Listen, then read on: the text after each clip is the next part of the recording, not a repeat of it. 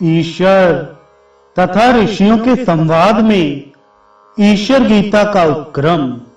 ऋषियों ने कहा, सूत जी, आपने स्वयंभू मनवंतर की सृष्टि तदुपरांत इस ब्रह्मांड का विस्तार और अन्य विभिन्न मनवंतरों के विषय में भली भांति बतलाया तथा उन मनवंतरों में धर्म परायण ज्ञान योगी वर्ण धर्म के अनुयायियों के नित्य आराध्य ईश्वरों के ईश्वर देव का भी वर्णन आपने किया।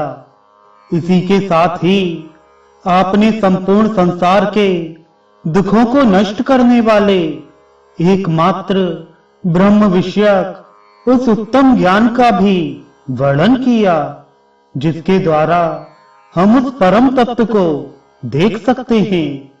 प्रभु, आपने साक्षात नारायण कृष्ण द्वैपायन व्यास जी से संपूर्ण तत्व ज्ञान प्राप्त किया है, इसलिए हम आपसे पुनः पूछते हैं। मुनियों के उस वाक्य को सुनकर पौराणिक सूत जी ने प्रभु कृष्ण द्वैपायन का स्मरण कर कहना प्रारंभ किया। इसी बीच कृष्ण द्वैपायन व्यास स्वयं वहां पहुंच गए जहां श्रेष्ठ मुनिजन यज्ञ कर रहे थे। कृष्ण मेघ के समान धृति वाले तथा कमल पत्र के समान नेत्र वाले उन वेद के विद्वान व्यास जी को देखकर श्रेष्ठ द्विजों ने उन्हें प्रणाम किया।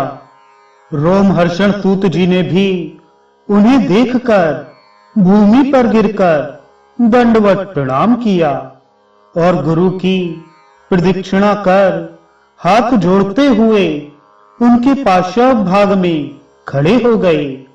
महामुनि व्यास के द्वारा आरोग्य के विषय में प्रश्न पूछे जाने पर उसका यथोचित उत्तर देकर शौनक आदि महामुनियों ने व्यास जी को आश्वस्त किया तथा उनके योग्य आसन उन्हें प्रदान किया।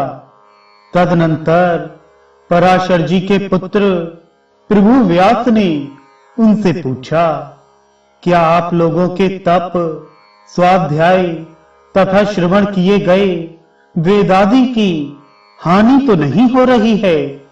तब उन सूत ने अपने गुरु महामुनि व्यास को प्रणाम कर कहा, आप ब्रह्म विषयक ज्ञान मुनियों को बतलाएं।